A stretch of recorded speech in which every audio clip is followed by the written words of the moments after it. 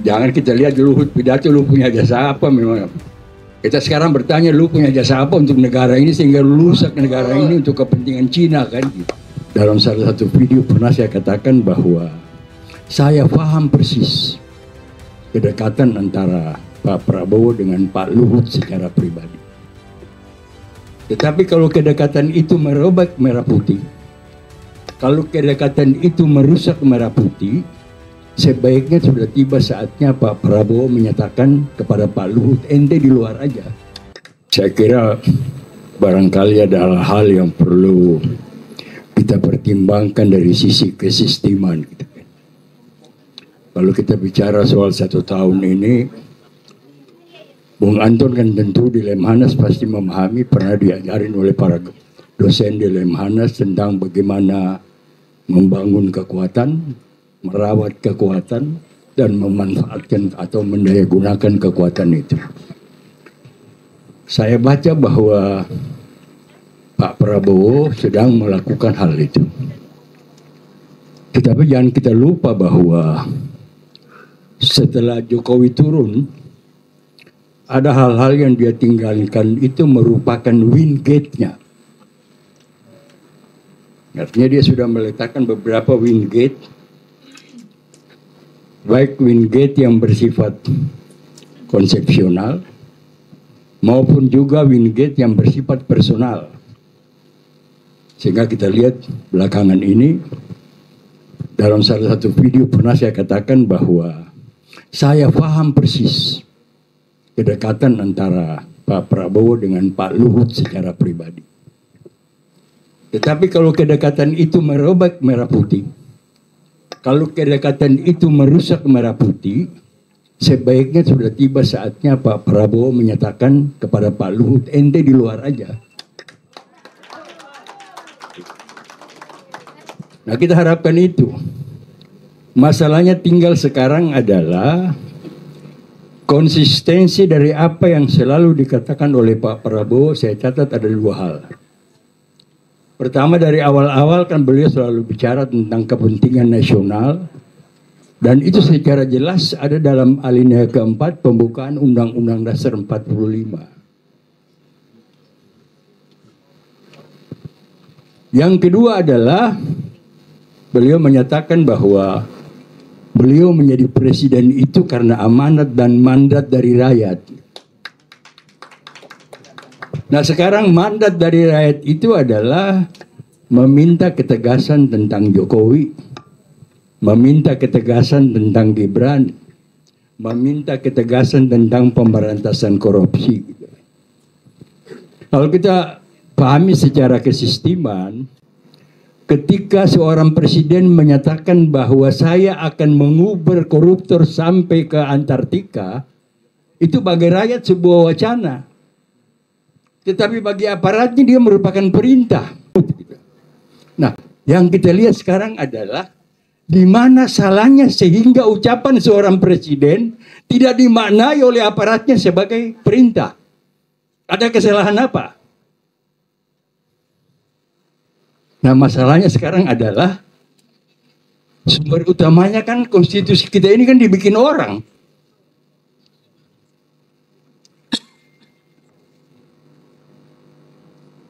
Sehingga salah satu jawabannya untuk itu adalah bagaimana janji Prabowo selama 6 tahun. Kan pada kampanye 2019 saya masih catat, Bung Anton juga mungkin catat. Di sana dalam kampanyenya Prabowo bilang akan kembali ke Undang-Undang 45 sesuai dengan anggaran dasar Gerindra kan. Tapi oke, barangkali karena dia perlu proses kesisteman, maka kita juga harus lihat dan menerima dengan akal sehat ada beberapa langkah kebijakan Jokowi, Prabowo, yang sebenarnya sudah mengimplementasikan Undang-Undang Dasar 45 asli. Makan bergizi umpamanya. Koperasi umpamanya. Membebaskan masyarakat dari BPJS yang akan mulai berlaku 1 November misalnya. Sehingga mulai 1 November kan BPJS kita kan mulai dari nol lagi. Nah, tinggal sekarang masalahnya adalah Prabowo berjalan sendiri, DPR-nya nganggur. Contoh sekarang ini ketika kita mau masuki tahun kedua, tahun 2 ini, kan evaluasi tahun pertama kan dibikin oleh kalangan swasta. DPR pada reses karena terima 702 juta untuk biaya reses mereka. Gitu. Nah, jadi ini adalah faktor-faktor yang barangkali secara konsepsional, cuma saya tidak tahu caranya bagaimana gitu kan. Yang kita harapkan itu adalah kita akui gitu. Karena hampir setiap yang beliau lakukan kalau dibikin podcast atau video tengah malam itu Pak Gatot kirim ke saya gitu. Nah, Pak Gatot memang kenal saya sebagai salah seorang penulis di Harian Angkatan Bersenjata dulu ketika beliau masih berpangkat letkol gitu kan. Dan saya tahu persis sejarah beliau sejak jadi ajudannya Pak Kasat waktu itu, Pak Anton juga tahu. Nah, tetapi yang saya inginkan adalah barangkali Pak Anton terus sampaikan pesan saya kepada Pak Gatot. Saya dulu karena pengalaman menjadi staf Pak Adam Malik itu bekerja di bawah meja, jadi lebih pada operasi-operasi senyap, maka hubungan-hubungan terbuka itu selalu saya hindari. Tapi hubungan tertutup lewat WA segala macam. Dan saya bersyukur setiap apa yang saya kirimkan kepada beliau, kepada Pak Sutioso itu selalu mereka baca gitu kan. Barangkali bukan lagi dengan cara mengumpulkan teman-teman di tempat kediaman beliau di Hambalang.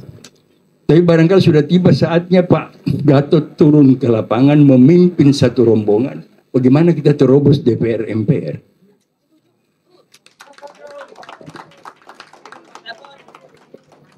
Dan dari dulu saya ingin, ada.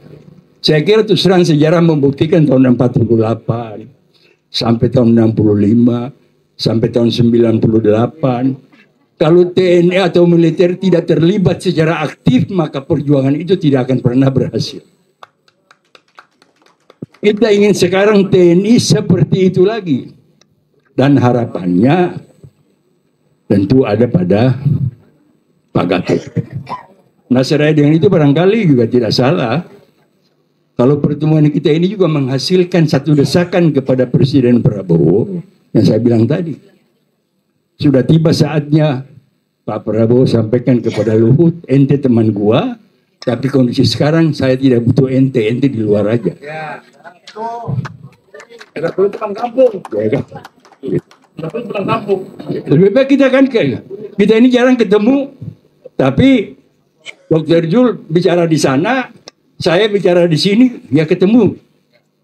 Padahal kan kita jarang ketemu kan. Tapi karena keinginan kita untuk berbakti kepada bangsa dan negara ini sesuai dengan pesan para pendiri Republik ini, maka konsistensi dari komitmen kita tidak pernah berubah. Coba ada satu hal yang orang lupa barangkali. Kebijakan-kebijakan tertutup antara Jokowi dengan Xi Jinping yang selalu didampingi oleh Luhut juga punya akses pada kedaulatan negara kita. PIK 2 itu bisa jadi koloni kelima. Bukan koloni kelima secara militer aja, tapi dia sekarang sudah koloni kelima ekonomi, koloni kelima politik, koloni kelima budaya dan lain-lain sebagainya. Nah, bagaimana misalnya dengan PIK 2 itu proses deislamisasi di wilayah Banten hilang. Kita tidak paham itu.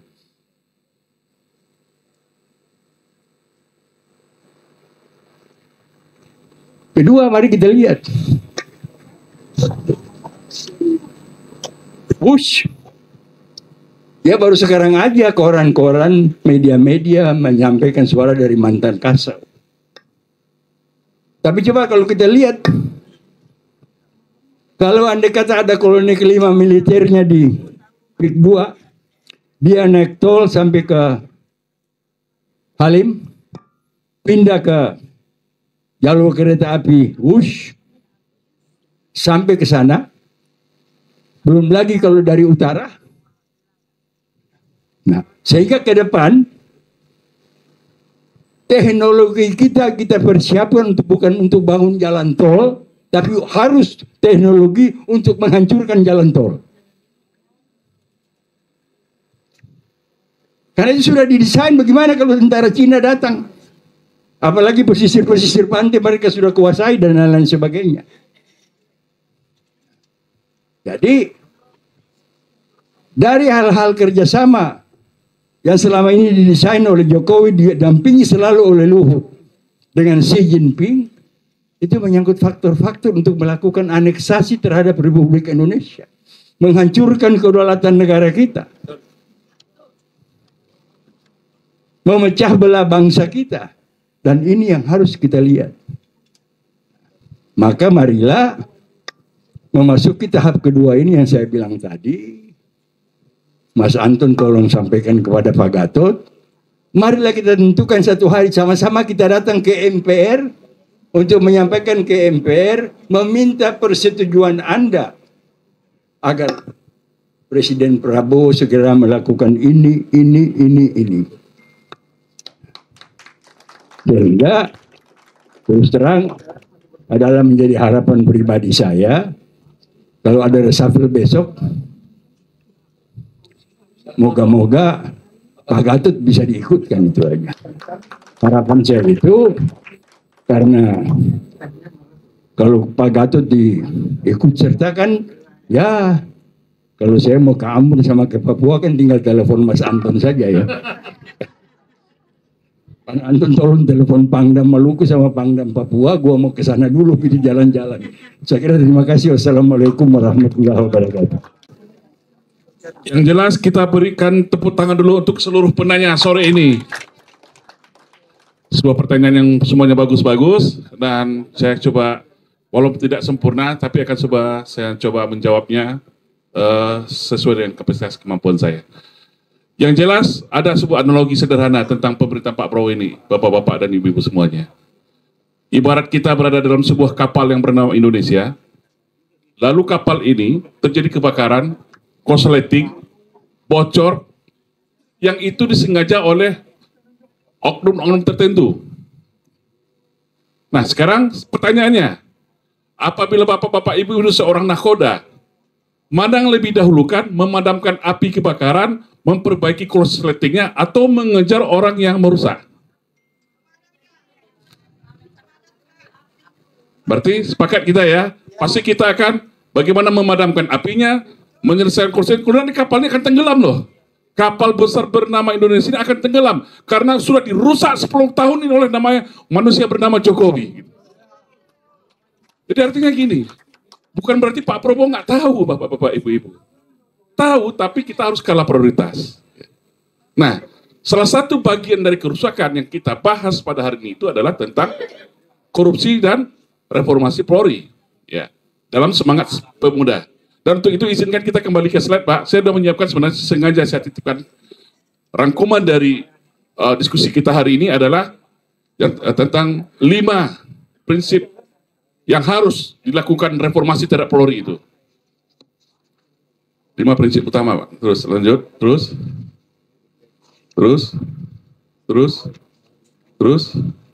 Yang tadi belum terbacakan. Terus, Pak. Masih banyak.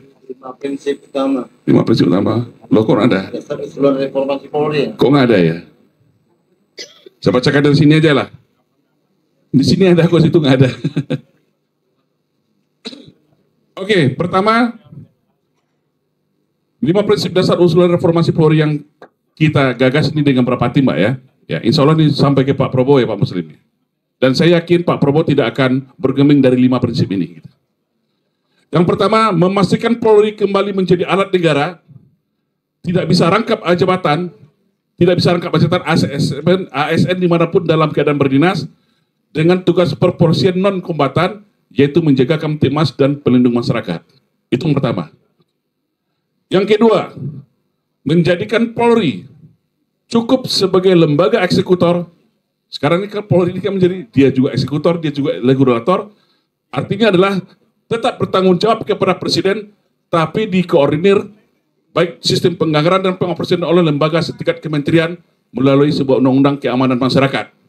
Seperti TNI ada Kementerian Pertahanan. Jadi tidak lagi keistimewaan seperti Polri itu bawah presiden, dia bisa memperkuat dirinya sendiri. Berbahaya sebuah institusi yang mempunyai senjata, juga dia punya senjata, lagi kewenangan hukum, ini sangat berbahaya. Yang ketiga, ada dua opsi tentang keberadaan pasukan kombatan yang ada di Polri. Di Polri itu ada, bayangan bapak-bapak, ibu-ibu, sekarang ini ada 150 lebih batalion Brimob, lebih banyak di batalion infanteri itu. Luar biasa kekuatannya. Ada dua opsi. Yang pertama, melebur pasukan kombatan Polri seperti Brimob, Gegana, Densus di bawah Kementerian Pertahanan, atau membubarkannya sekalian dalam skala terukur dan proporsional. Nah, apabila pasukan kombatan itu tetap dipertahankan, maka dia di bawah koordinasi Kementerian Pertahanan. Atau membubarkannya sekalian dalam skala terukur proporsional dan persenjataan Polri menjadi standar polisi sipil non-militer kembali.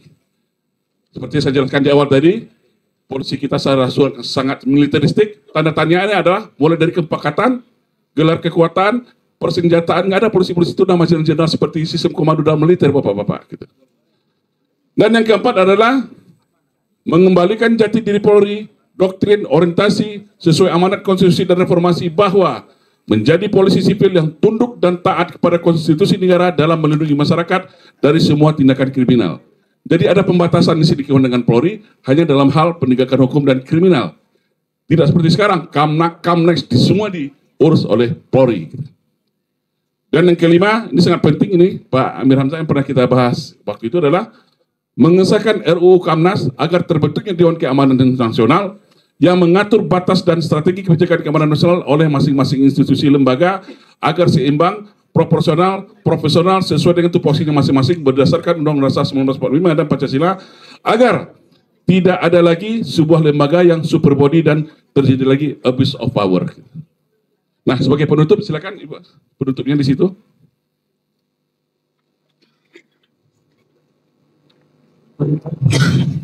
Nah, ada tiga sini penutup yang saya sampaikan. Polri adalah aset bangsa dan juga lahir dari rakyat, betul? Reformasi Polri adalah bentuk kecintaan rakyat dan kepedulian kita semua agar Polri kembali menjadi lebih baik. Jadi kita mengkritik walaupun ada yang marah-marah sampai mencaci, itu karena kecintaan kita terhadap Polri kita agar kembali menjadi jati dirinya. Agar Polri tidak lagi menjadi alat kekuasaan dan alat oligarki. Cukup sudah banyak korban yang berjatuhan di negara dan bangsa ini. Yang kedua adalah, ini penting nih, perlu kesadaran dan dukungan kita semua terhadap upaya keras pemerintah Prabowo dalam memberantas korupsi yang boleh dikatakan menjadi momok utama yang menghancurkan bangsa kita ini. Tidak ada alasan ada 160 juta masyarakat kita itu miskin. Tidak ada alasan sampai 23.000 hutang negara kita yang ditanggung oleh anak cucu kita. Karena negara kita begitu kayanya, Pak. Seperti saya bilang tadi, tambang nikel sampai belasan triliun. Hasilnya kemana semuanya? Itu rusak kemudian hanya karena korupsi. Jadi jangan biarkan Pak Prabowo itu sendiri, Pak. Kita dukung bersama-sama untuk Prabowo untuk memberantas korupsi di negara Kesatuan Republik Indonesia. Dan yang ketiga adalah, ini kesimpulan juga yang terakhir, memberantas korupsi, mereformasi Polri, menjadi lebih baik dan mendidik para pemuda agar menjadi generasi penerus bangsa. Apabila ini berhasil, Bapak-bapak, itu berarti sudah sama dengan menyelesaikan setengah permasalahan bangsa Indonesia ini untuk menuju Indonesia Emas tahun 2045. Yaitu sesuai dengan cita-cita atau visi pembukaan Undang-Undang Dasar 1945 yang berbunyi, mewujudkan masyarakat yang bersatu, berdaulat, adil, dan makmur. Setuju? Nah, demikian kira-kira Bapak kesimpulan kita pada hari ini. Ada tambahan? Silakan Bapak senior kita ini, Pak Aguniansa. Nah, saya bisa membantu dengan informasi-informasi literatur yang saya miliki yang ditinggalkan oleh Pak Adam Malik kepada saya. Tapi saya kira dalam reformasi Polri ini harus diberikan. Tadi Anda garis bawahi bahwa mereka punya 150 batalion gitu. Kalau dikaitkan dengan penyelundupan senjata yang data-datanya ada sama Pak Gatot, ini juga merupakan salah satu resistensi yang sangat strategis terhadap reformasi Polri gitu. Nah, apalagi kalau kita lihat misalnya adalah keberpihakan Polri kepada perusahaan-perusahaan oligarki, menghukum masyarakat adat yang tanahnya dirampok. Kasihan masyarakat saya di Maluku, di Papua, di Maluku Utara, itu tanah-tanah masyarakat adatnya dirampok. Nah, seiring dengan itu barangkali juga perlu disampaikan kepada Pak Prabowo untuk mendapat perhatian khusus di kawasan-kawasan seperti Maluku, Maluku Utara, Papua, NTT, dan NTB, masalah-masalah tanah adat itu harus diselesaikan lewat pengadilan adat, bukan pengadilan negeri. Oleh karena itu barangkali dari sisi reformasi hukum nanti, yang juga akan merupakan agenda dari Pak Prabowo, agar supaya di wilayah-wilayah yang tadi supaya ada perlindungan, karena ada konvensi PBB mengenai masyarakat adat ini. Saya kira barangkali bahwa di wilayah itu perlu dibentuk pengadilan adat di tingkat kecamatan yang keputusannya final. Sehingga bisa kita menyelamatkan nasib masyarakat adat yang selama ini tanahnya dirampok oleh oligarki segala macam. Jangan kita lihat Luhut pidato, lu punya jasa apa memang.